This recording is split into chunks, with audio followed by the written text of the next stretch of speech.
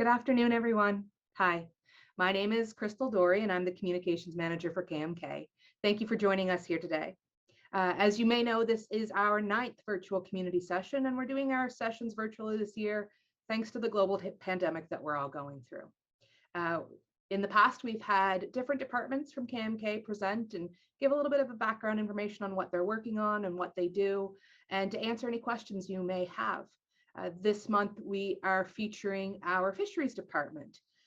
These sessions are usually held the last week of every month, and we try to rotate the days, the times, to get everybody and to reach as many people as we can. But we understand that we can't always access everybody. So this session is being recorded and it will be posted on our website, our YouTube page, as well as our social media pages for anybody who wants to watch at a later date. Each of these sessions also has a newsletter that corresponds and goes with it. It has an update from all of our departments at KMK, but it also features on the front page of every month the department that's being featured for the month. This month, Fisheries. If you want our newsletter and you're not on our newsletter list, you can contact us. You can go to mi'kma'rights.com. You can get the newsletters there, or you can sign up on our website there and send us a message, and I'll be sure to add you to the distribution list. I don't know what more I can say about Justin. He is our lead fisheries guy. He's been working with KMK for a little bit now. He just recently became the lead of the fisheries. He was the fisheries coordinator, and I know he's going to give us a great presentation teaching us all about what he's doing in fisheries. At the bottom of the screen, I guess it depends on what type of device you're logged in on. It's either on the bottom or the top corner. There is a question button. So if you do have a question at any point in time in their presentation, you can type it in and it will come to me. And then after Justin's presentation, I'll ask him any of those questions we receive. So if something comes to mind, add it there. And if you're watching this later and you have a question that doesn't get answered and you would love to know the answer to your question, you can contact our office. info@mi'kma'rights.com is our email address. I know Justin's address is also on the website. So send an email to any of us and we'll be happy to answer your question. So without any more blabber, I'm going to turn it over to Justin, who's going to provide us with a presentation. Hi, Justin. Hello, Crystal, and thank you for the introduction. Let's see, we have some participants. I welcome you all, and I hope I can adequately explain a little bit of what I do. So I'm going to share a presentation to begin, and we'll go into a live question and answer opportunity at the end. So try to remember your questions and type them in the chat box, I believe is below. So share screen. Hope everyone can see that. I have the custom template from KMK for a fisheries presentation. So like Crystal mentioned, this is a fisheries presentation on the work we do.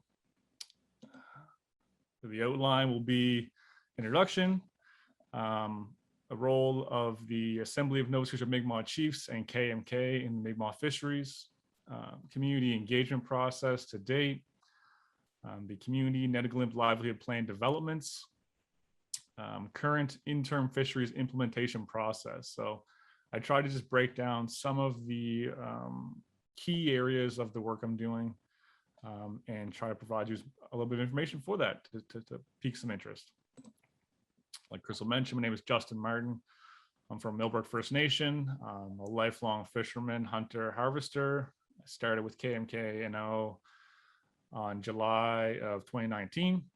I have over 20 years experience in the commercial fisheries, including 10 years in fisheries management, FSC, recreational, etc. I'm a fisheries guardian, Aboriginal fisheries guardian. I've been a commercial vessel safety officer, and I'm an active participant in a number of fishing related associations, including a board director for the Striped Bass Association, to name a few. I have training in all kinds of fisheries related training. I have a certificate in Indigenous law from Osgood Law School, and I'm a continuous learner. I look forward to continue my growth and development as I move on through my employment. So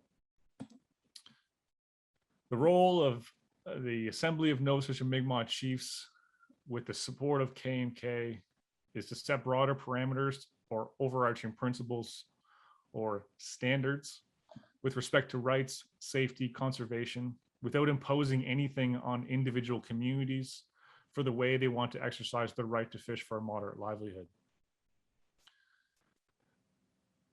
KMK is a technical and administrative body for the Assembly of Nova Scotia Mi'kmaq Chiefs, with the board directors being the chiefs for KMK.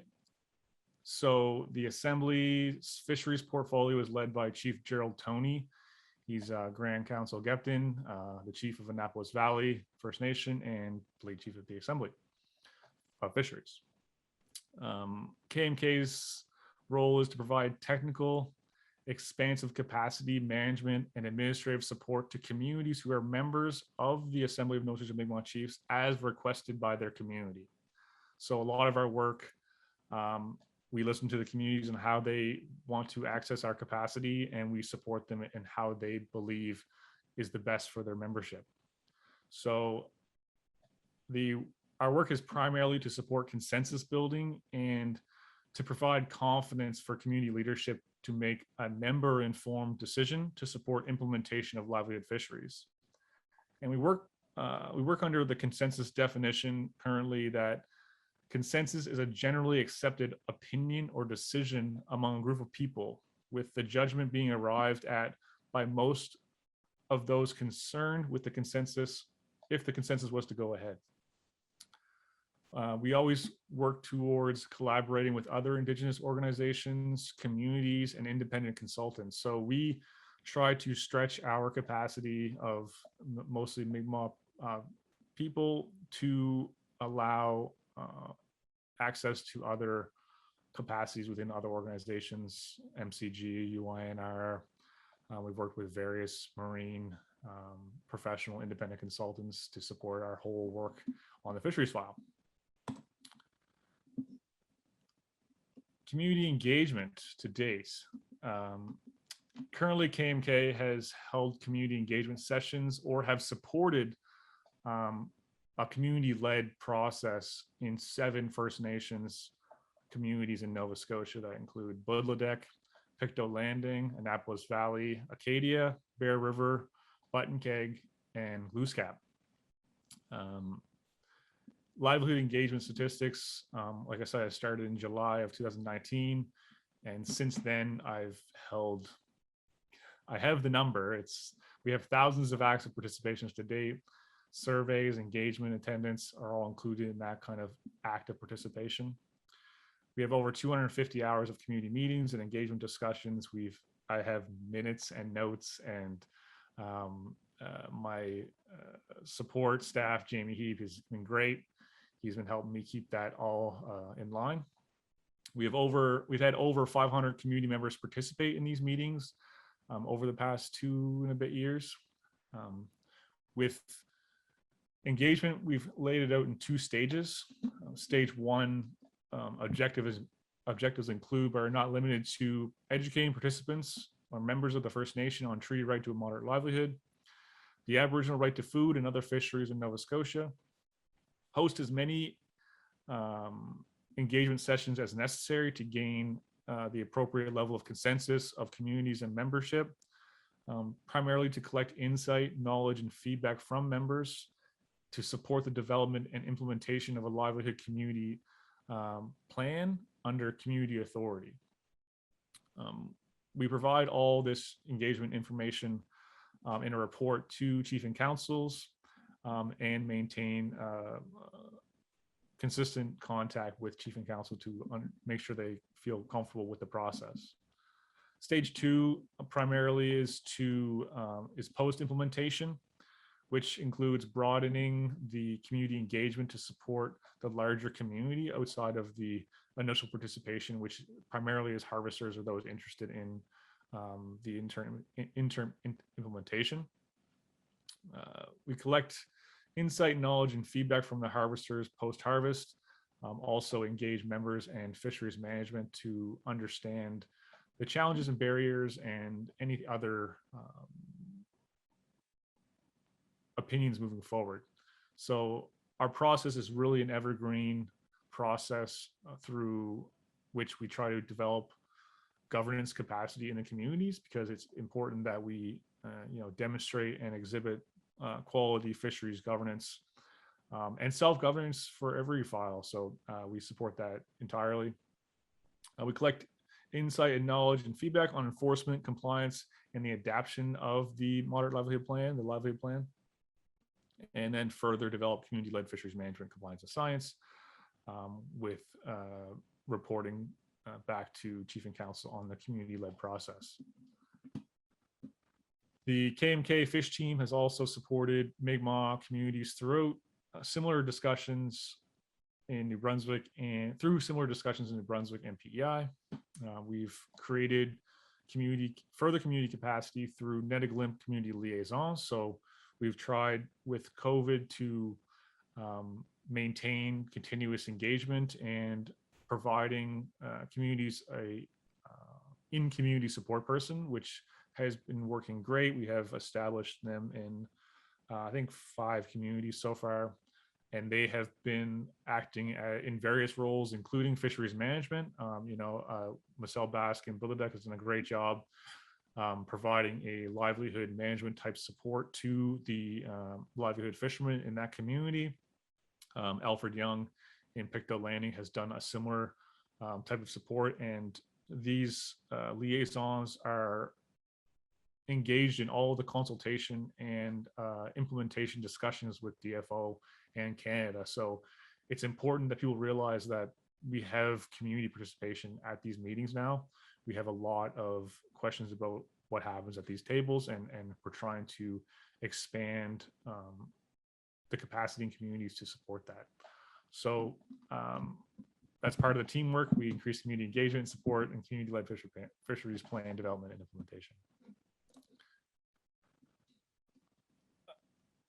Livelihood plan development.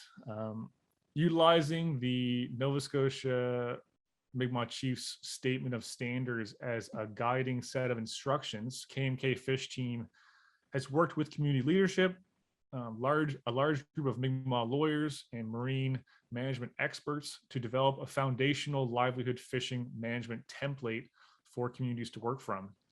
When I first started community engagement, not only did the leadership recognize the gap in capacity with respect to starting from a plan, but that was the primary question. How can I fish, and do we have a plan? How many traps is probably the third, but our plan is definitely something that we've developed, this template we've developed from community engagement, and it was a great a tool that's been used in both implementations of the Budledek and the Guestwick District Plan. Budledek was the first community to work with their harvesters and leadership to implement this livelihood plan in the fall of 2020. Plans include a community protocol to outline responsibilities of both the band and the harvester. The plan also is constructed to allow a multi-species plan to be developed with species-specific management measures. So there's 2 specific documents that support livelihood implementation in the communities, and one is a larger, more thorough document on the management principles and practices and objectives, and really lays out how leadership and management is to be taken on by the community, but also the responsibilities of the harvesters and those participating in the livelihood fisheries. The Budledek version of the assembly template was utilized and expanded upon for a multi-community district plan. So like I mentioned, Budledek took the template, made it their own. We're the first community to really flush through the template and really make the majority of adjustments to support their community's vision of how to fish for a livelihood. And we're working on further implementing enforcement measures collective compliance objectives, and other various measures that as we work towards community engagement.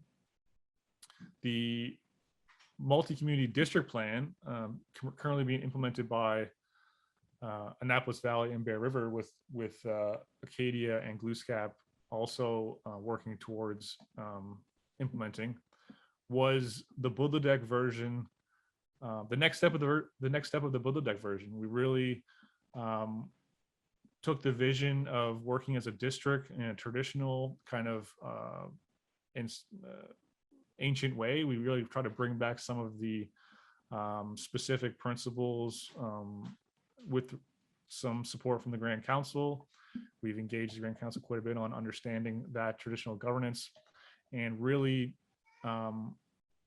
modified the Buddha Deck plan from the Assembly template to create a fisheries district plan.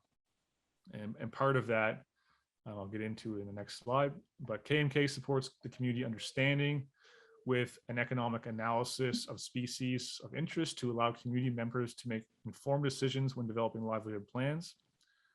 So we've developed species-specific plans for lobsters and eels so far. We're working on a number of other species, including snow crab, baitfish, groundfish, and any other economically viable species, and primarily at the request of community. So a lot of the work that we do at our in our office is to support the understanding of that fishery and to support the development of a sustainable fishery management plan and practice. So the livelihood plans are an exercise in self-governance supported and protected by the Canadian Constitution and UNDRIP.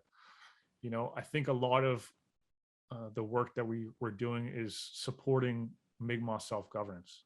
And I was very fortunate to work closely with Viola Robinson and Bruce Wildsmith, and really took on a lot of their leadership and understanding of Indigenous self-governance practices and how we achieve that with community support, and how to develop community-led governance from the ground up and not from this top-down Indian Act imposed kind of leadership governance.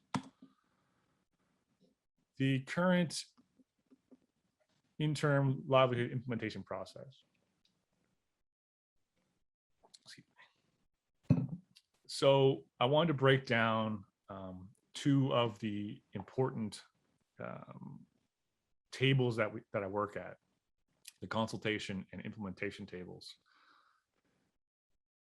In 2004 and 2005, the Supreme Court of Canada handed down 3 landmark decisions that found the Crown, provincial and federal, has a duty to consult with Aboriginal peoples regarding decisions or taking actions that might adversely affect their established or potential Aboriginal rights and treaty rights. We currently support over 800 consultation files, and our fisheries consultation table is led by the lead chief of fisheries for the Assembly, Chief Gerald Toney, the KMK Director of Consultation, Twyla Gaudet, and the KMK Fisheries Lead, which is myself. That table is supported but with science and Indigenous capacity, Mi'kmaq capacity through MCG, UINR, community Netiglin liaisons, like I mentioned, community harvesters, and KMK&O staff. You know, I've brought in livelihood harvesters. I've had livelihood harvesters sit at the consultation tables with me. We continuously support fisheries management, leadership, community liaisons to sit at these tables with us and to ensure that they can organically feed information from that table in a manner that their community can understand and digest. So the consultation table is for on-the-record discussions between the Mi'kmaq communities that we represent and Canada and Nova Scotia. This on-the-record discussion maintains legal precedence and structure to discussions around fisheries. So that enables us to lay out our legal positions and to hear DFO and Canada and the provinces' justifications on why they impose their restrictive legislation on us at certain times and in certain ways. And that provides a legal chronology to the discussion that we're having. The fisheries implementation table. This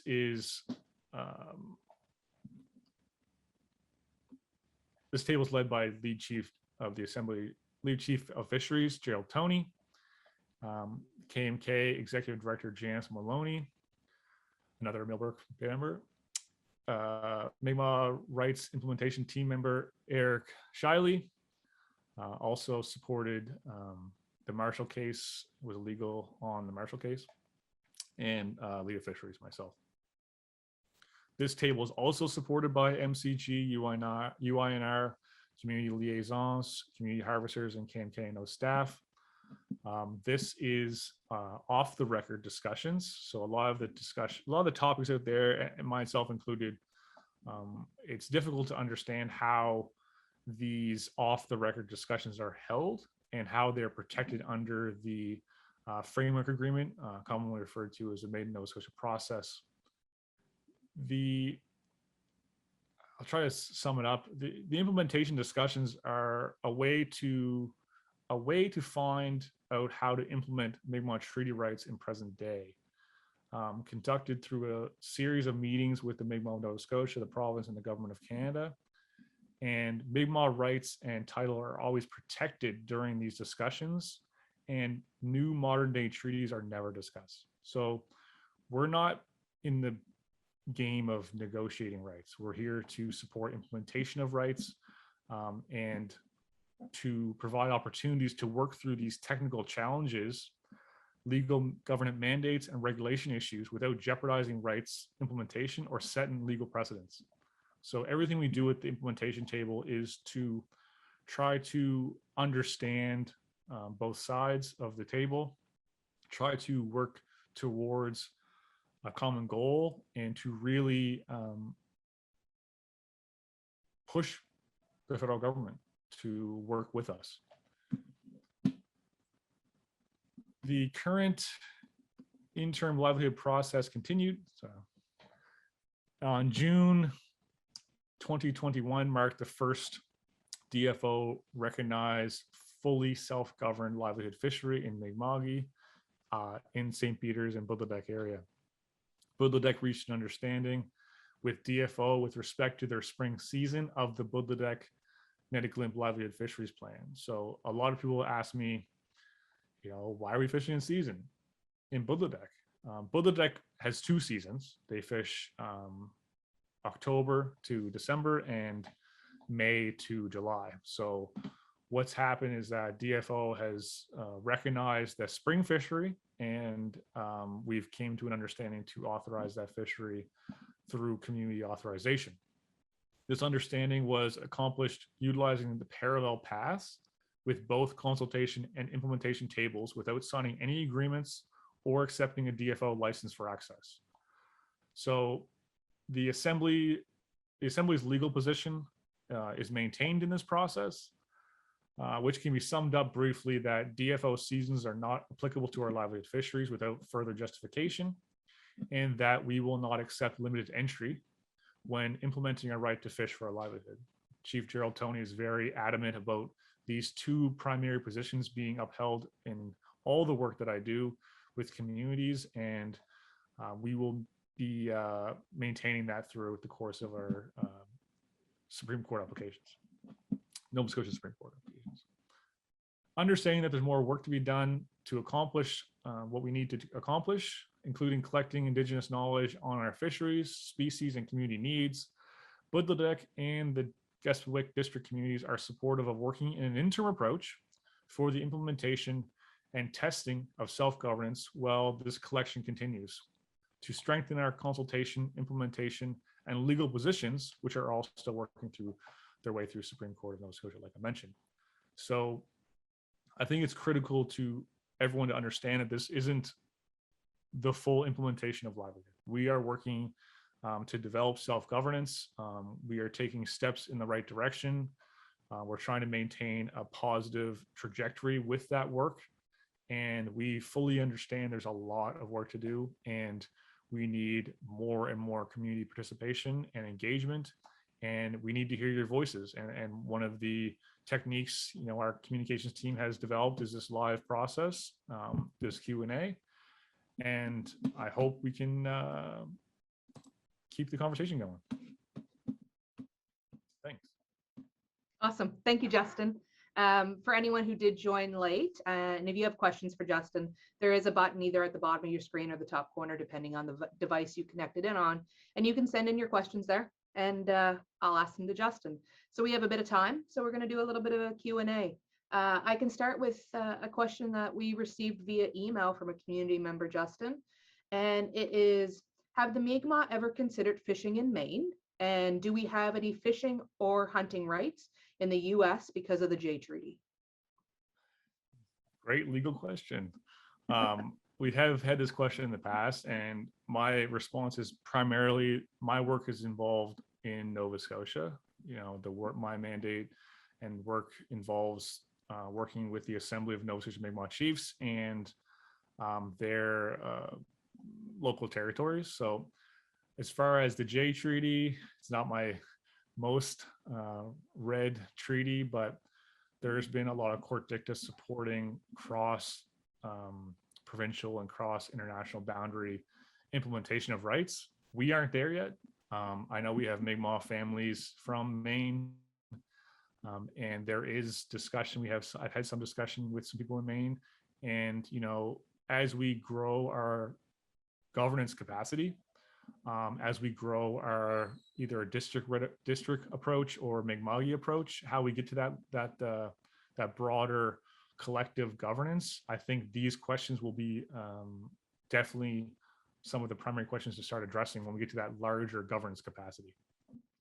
Yeah, and I think that it's also will be important to have conversations with those nations, with the Passamaquoddy, with the other nations that are down there, because the last thing we want to just do is go in and take over. That's not who we are. That's not what we do. But it'd be nice to someday see us get to a point where we could have those conversations. The next question, this is a really good one. I like this one. What is the difference between FSC, so which is food, social, ceremonial, moderate livelihood, and commercial fisheries? And who can participate in each? It's a great question. And it's part of the engagement process. We really try to elaborate on the distinctive differences between our fisheries. Our FSC fishery, our food fishery stems from an Aboriginal right affirmed in Sparrow. And that enables us to go out and collect our food. And that includes fishing, hunting, and gathering. And the government's required to provide that opportunity and accommodate us on that right. So if you are with a band, you should look to your commercial fisheries or your FSC fisheries management and ask about your community's FSC fishery and how it's managed and what your community has developed management for. It's critical for us to understand that we have to harvest in a sustainable fashion, and that includes conservation-based practices, and our rights are second only to conservation. So it's important that we identify needs, and that includes food, and really work with leadership to develop FSC opportunities for everyone in our community. So there is a distinct difference between livelihood and FSC for that reason, where FSC is specifically to provide food for your family and social and ceremonial needs, and not to be traded, bartered, or sold. So that's where livelihood comes in, and that's a lot of the conflict out there right now is around not having the opportunity to practice livelihood, to offset your income, or to create an income and support your family using our affirmed treaty right to do so. Did that answer the question? I lost the question. No, that answered it. That's good.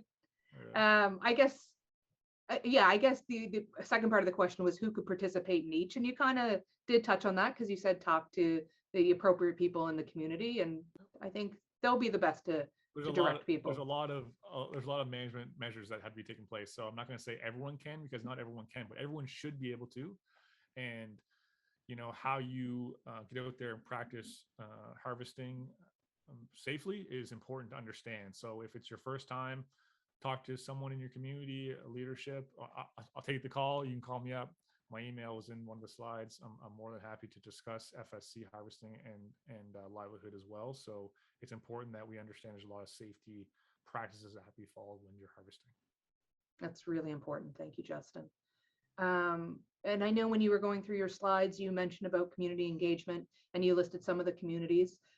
We have a question here that says, I'm a community member from, they didn't say whether they were one of the communities listed or not. I'm a community member. Do I have to notify anyone that I am livelihood fishing, and can I fish anywhere? That's a good question. Specifically, there's a lot of legal court dicta around communal authority, and there's a lot of debate around what constitutes communal authority. I have a traditional understanding of governance and the Mi'kmaq governance and how we need to work towards a Mi'kmaq governance system. We're not there yet. And communal authority right now is only being recognized as chief and councils by the federal and provincial governments. So that's an important factor when you're exercising your rights. That at this point, communal authority comes from your chief and council. And as we work towards a broader collective governance structure, we need to look to our chief and councils for that communal authority. And I know it's a controversial topic. I have this discussion all the time. We have to work towards a Mi'kmaq governance.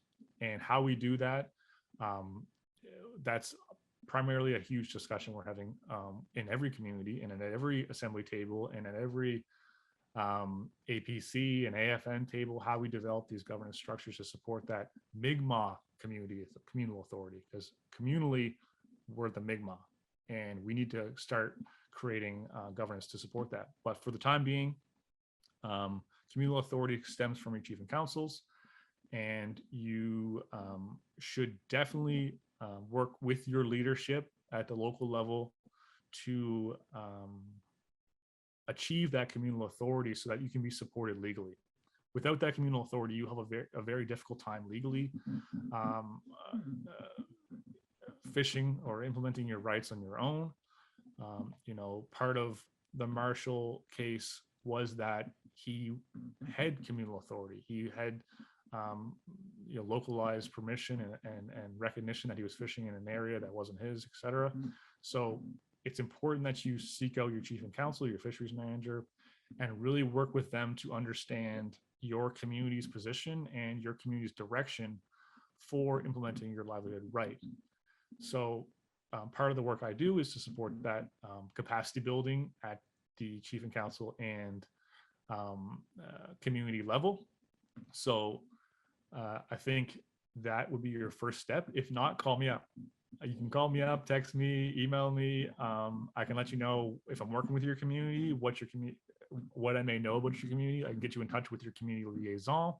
We have net liaisons in six communities, I believe, currently, and they would be your primary contact for implementation of livelihood fisheries. So I don't know if I answered the question, Crystal. No, that's good. How are communities determining where they harvest? Good question.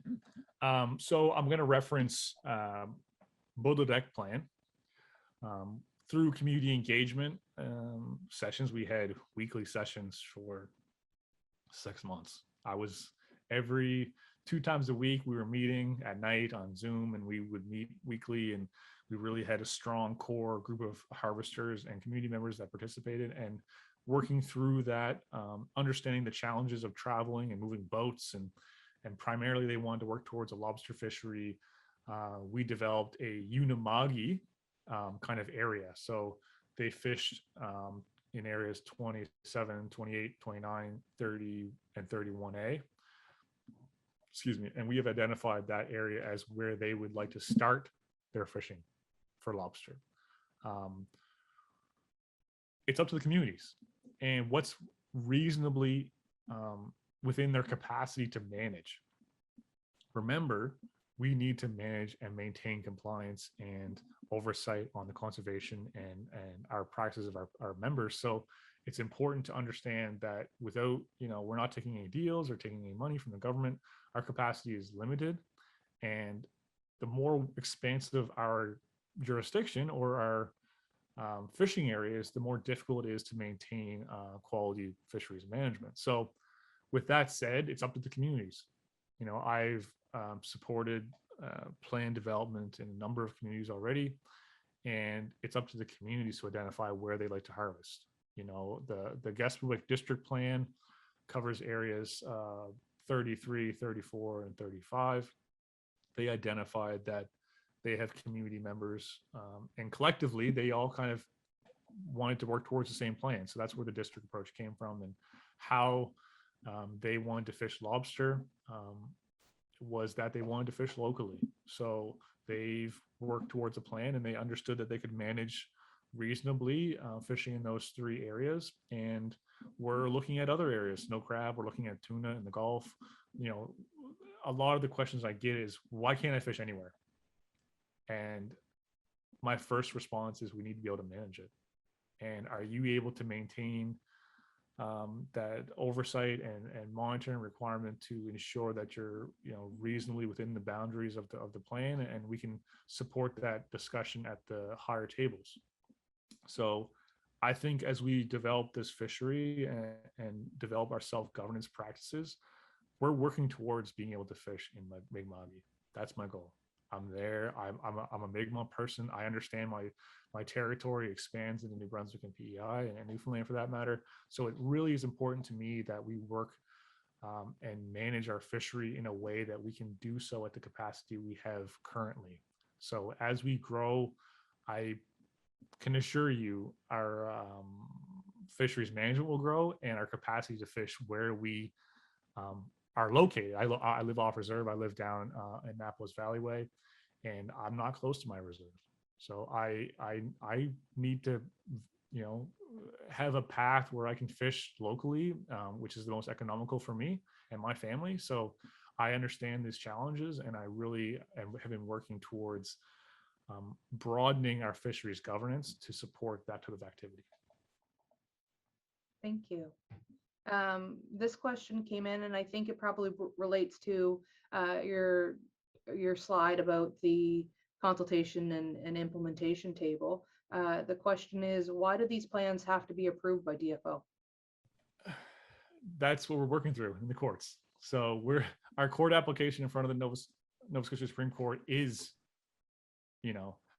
are the fisheries regulations applicable to our rights implementation? So there is some court dicta in Marshall 2 that states the minister has the authority, and they expand a bit on that. But right now, without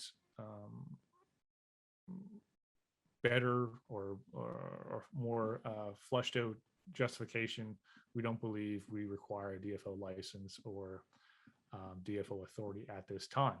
But we are trying to work to support a livelihood implementation on an interim basis to provide opportunities for fisher people and harvesters during this time. We're going through a court case again. This could be years. Our people have been poor enough, and if there's an opportunity without jeopardizing our rights or our legal position, that's where we're working right now. Until we have a updated mandate, I knew the new fisheries minister was appointed today. We will be aggressively communicating with her, and I hope that we can work towards a broader scoped mandate to further this implementation process. Great. Another question came in, and I don't know if you can answer this question. It might be a legal question, which neither Justin and I are lawyers. So I'm going to ask the question out loud in case you might know how to answer the question. If you don't, the question actually has come in from Nick. Nick, if we don't get to answer your question, you can send me a message and I'll flip it to our legal team because maybe they can answer it. So it's about sovereignty. Do you even want me to answer? I'll ask the question out loud. I don't know if we can answer it. Nick says former Prime Minister Stephen Harper, in his termination policy in 2012, stated that natives must give up our pre-existing status, and so as other prime ministers. Why are chiefs not pushing the issue of native sovereignty? Can we answer that? I don't want to give too much of my own personal opinion on live Okay. recorded video. Nick, get a hold of me. We can talk about it. I think it's important that we understand our collective governance capacity now. We still have various degrees of dependency with the federal government, and we need to work towards that independency. And how we do that is by creating stronger governance. And that's my primary objective here with this file, is that we work towards fisheries management, and how we have that self-governed fisheries management could broaden into larger Mi'kmaq governance, like I mentioned before. And that's where I believe people's concept of sovereignty comes from, where we're not dependent on the government anymore. We have our own laws and we have our own government. And that's where we need to start working collectively towards. And that's difficult. It's difficult right now. And, I don't have to explain the challenges of working as the assembly, but I think it's important that people understand that to get to a level of sovereign, we need to collectively come together on a variety of topics. And I believe fisheries is one of those topics that we can broadly come together on and demonstrate self-governance, which could be termed sovereign. I don't know if that's too much, but I'm getting too much my own opinion. I don't want to. Over my head. I'll be honest, over my head. So Nick, if that didn't answer your question, reach out to us. Yeah, call me up. We can get deeper into it. I can bring Eric Shiley on the phone. Yes, bring a lawyer in. That's what we need to do. Bring a lawyer in. So back to the plans. This next question is, once the livelihood agreements are set in place by the community or whoever, are they set in stone, or can they be amended to reflect any changes, like new laws, or is any concerns or new issues arise? Great question. I think our executive director coined the term evergreen document. I think that's hers, to be honest. Shout out to Janice for that. The concept around evergreen is that they are community-led plans. And as we grow and as we develop that capacity and understanding of the fisheries and the needs of our communities to fish livelihood, these plans will need to be adjusted and adapted to that understanding. So right now, I can literally talk to you about, we have the Guestwick District Plan. It was implemented by 2 communities October 13th, and I am 12 days into implementation, and we've already had a request from the community to adapt some of the language and some of the policy to broaden the capacity of the community. So this happens all the time. And even with understandings being reached with DFO, that work continues. We didn't sign any agreements. We're not set in stone for 5 years. We're not set in stone for 10 years. We are a evergreen process right now. We are learning and testing governance. And that includes maintaining that conversation with DFO. We had a 700 trap understanding with Budledeck, and we quickly reached that level of implementation, and we got that adjusted to 910. So that was within a month. So we actually increased the capacity with the community. Understanding the need was there. We have to know what the need is. And that's the critical point of all my conversations and all the engagement we're trying to achieve, is that we need to know. I can't help build community plans if I have no idea who's going to fish. And I know it's all of our right, but we have to understand the current community capacity and how we develop that fishery and provide as many opportunities as we can for everyone. So really, I really stress the fact that we need to understand community needs. We got needs. Yeah, so. I really like the example of the Guestwick plan too, because you could develop a plan in community session talking about it, but it could be very different when you're on the water. So the moment you start that harvesting and you're on the water and you're exercising and implementing your rights, things can change. So it's nice to know that there is that window for us to make those Exactly. changes. Exactly. That's awesome. Um, looking I saw a here. hand up, but just make sure that they understand you got to type in the chat, right? You can't raise a hand. I saw a raised hand. I don't think you can do that. Oh, I didn't. You're seeing things that I don't see, Justin. I can click the link here. Oh. Okay, I think she asked a question, so we're good. Okay. All right. Perfect. Let's see. I'm trying to see where I left off in this list of questions. Right That's all right. That's okay. Oh, a big one. Are any Mi'kmaq harvesters that are fishing currently under livelihood plans, are they being charged, or is there any issues with DFO and trap seizures or anything like that? The two understandings we've reached with Budledeck and Guestwick, we have had full compliance with DFO and support. They are supporting our harvesters. They are watching and monitoring their traps. They are supporting them on the water, at the wharfs. We are selling out in the open at market price. We're getting bait and fuel, and we have two livelihood vessels right downtown Digby Governance Wharf right now, right in the middle, right in the bread basket at Digby right now, and they're having a great time. The fishing is difficult. We've had bad weather, but they've had a lot of support from not only communal commercial fishers in the area, but commercial fisheries.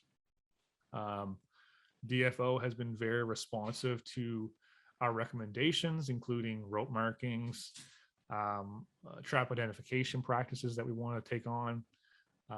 So there's a lot of work to be done, but I think there's an optimistic flexibility within DFO right now to support communities' visions of implementation. So I don't want to say everything's smooth and hunky-dory, but I think it's going very well. And Eat that saying, Justin. I didn't know what else to say there. I was like, Yeah, that's fair. I'm trying to be PG-13 here. So how do we, we've had difficulties in the past. We have one case that we are supporting. We had an Elver fisherman be charged under a communally authorized plan that didn't have DFO authority, but there is an ongoing situation with them. We've got their stuff back. And I want to point out the hard work that our consultation team does to get back all of the confiscated gear. And that includes legacy gear that's left around. So I just want to mention that, our team was instrumental in providing and obtaining Marshall's eel nets. It's like one of the first things I was involved with. It was crazy. But to date, any identifiable fishing equipment that has been seized by DFO prior to authorization understandings we've got it back. And I think that's a huge accomplishment, but also provides some confidence in the process that we are trying to work with Canada as best as we can. And we are supporting our fisher people and our harvesters out there if stuff goes wrong with DFO. And we are getting traps back. We are getting nets back. We got a vehicle back the other day. This is important to people understand that we are working and aggressively protecting the implementation of our rights. Thank you. I was actually, I got to be there when Marshall's traps got brought back. So it was so cool. It was so cool just to be honestly, I did too, because it's such a monumental thing for our people. And to know that, this is exactly why we're on the water, because of the sacrifices that Junior made. So to be able to return those back to the community a member to, and his family was there and part of that return and having our organization being a part of that. Amazing. A couple more questions. I know we're getting close to the end of our time. How do we determine what fishing practices / seasons are sustainable? How does sustainable management happen without, it says without independently of DFO? So. Okay. Give me that question again when I answer the first part. So the first Sure. part, read the first part again. How do we determine what fishing practices and seasons are sustainable? Great. No, and that's a very, very common question. I really appreciate the opportunity to speak to that. We have to understand not only traditionally how we fished, when we fished, what we fished for, and capture that indigenous knowledge to support implementation of fishing activity around that traditional way of life. But we also have to work with communities to understand how they want to practice and provide capacity and not industry, but fisheries management and sustainable science support in a two-eyed seeing manner, so that we can really adapt and develop our fisheries plans in a way that not only clearly supports cultural and traditional and ancestral way of life, but also provides long-term sustainability, conservation, and management for future generations. So, excuse me, I mentioned in one of my slides, I work closely with various internationally recognized fishery management consultants. I work very closely with our own Mi'kmaq internationally recognized scientists. Shout out to Shelley Denny here. She's been absolutely incredible supporting our work in Budladek and at the Assembly.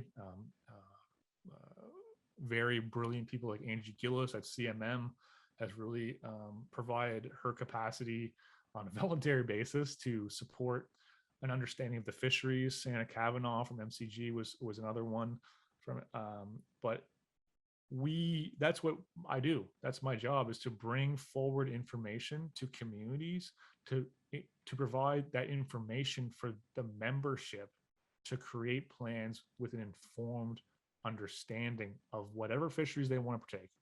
So that's where our capacity really comes into play and supports that development at the community level first. Second part of the question was? They clarified, how do we manage sustainable fisheries independently of DFO? I covered all that. That was two-eyed seeing approach first and foremost, two-eyed seeing approach, Albert Marshall. I just want to throw that out there. He's a well-respected elder, and he really demonstrates the need for not only the government to recognize indigenous knowledge that we have to capture still. Remember, we have an oral tradition. We have to capture that oral tradition. We have to capture that indigenous knowledge and utilize it when you're developing policy and management plans and supporting a two-eyed seeing approach that incorporates Western science and knowledge to ensure long-term sustainability. That's what I do. That's what the plan, if you read the plan, some of the conservation practices are very similar to commercial. And that is because there's years of commercial understanding on sustainability and some of the best practices that we've incorporated into our own plans. But understanding and capturing indigenous knowledge first is critical. So I hope that answers the question. I think so. Put my email in the text.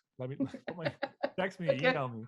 Okay. I talk all day and night about fisheries, so call me up, text me. Don't be scared to contact me. I am a person of availability. Ask my wife. I'm sure she loves that. Yeah. I guess this is a specific about plans. Are you looking for insurance for fishers and harvesters, workman compensation, things along those lines? Have any of that been considered in the development of plans?